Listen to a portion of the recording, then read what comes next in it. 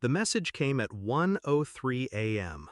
No hello, no hesitation, just, "I'm not coming back. I've met someone much better and younger than you." The second message landed 30 seconds later. Also, "I've transferred our joint savings into my account. Good luck." I stared at the phone until my reflection blurred in the black glass. Then I typed, "Sure, enjoy your new life." She took it as surrender. It wasn't. Before the fall, I met Claire 12 years ago in a cramped cafe, both of us sheltering from the rain. She was quick-witted, full of the kind of charm that makes you feel chosen. Back then, we shared cheap wine and bigger dreams, pooling every dollar for a future we swore we'd build together. We'd gone from an apartment with a leaky ceiling to a house with 3 bathrooms, vacations abroad, the secure life we once envied in others. I thought we were still building.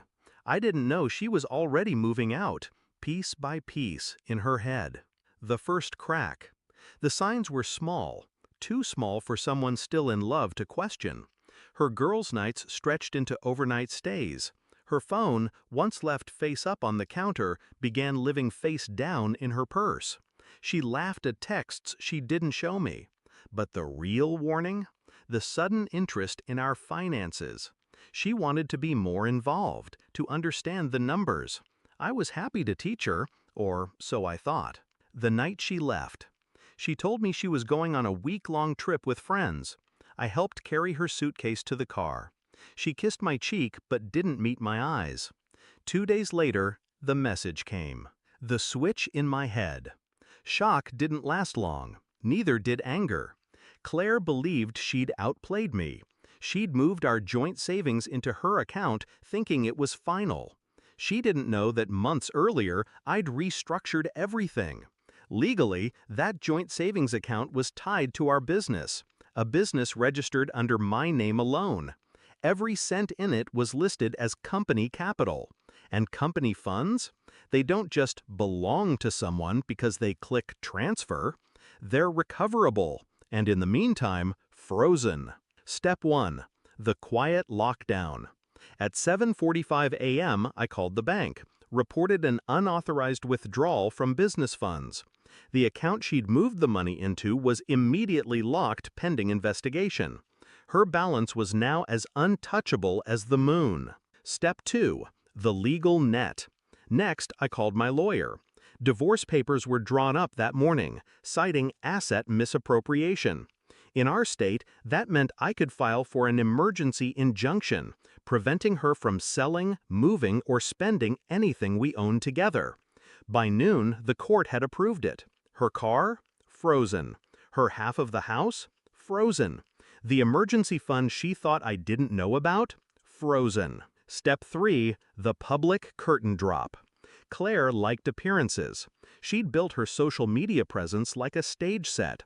Glamorous photos, travel shots, perfect marriage captions. I didn't say a word publicly. But I did quietly let a few mutual friends know I'd be handling some difficult personal matters because my wife had taken business funds without permission. I didn't embellish. I didn't have to. People connect the dots faster than you think. The morning after. Her first call came at 6:17 a.m. My phone buzzed until it went to voicemail.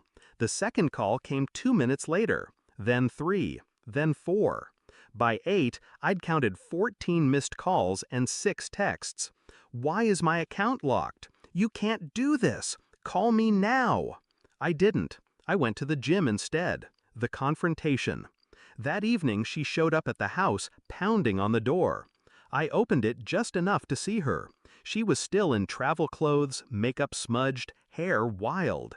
"What the hell did you do?" I kept my voice calm. "I secured what was mine, and what was never yours to take. It was our money," she spat. "It was business capital," I corrected, "and you made a very stupid mistake." Her eyes flickered, the first shadow of fear. "I'll fight you on this." "You can try," I said, "but the more you fight, the more the truth comes out. About the affair, about the theft, about the trip you said was with friends." She looked like she wanted to speak but couldn't. I stepped back. You made your choice, Claire. Now live with it. And I shut the door. The aftermath. The investigation into the account lasted 3 weeks. All the money came back. She never saw a cent.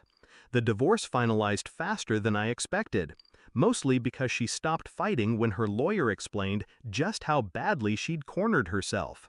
She left with her clothes, her car, and the man she'd chosen over me. 3 months later, I heard he'd left her too. Reflection. I don't hate her. Hate would mean she still mattered.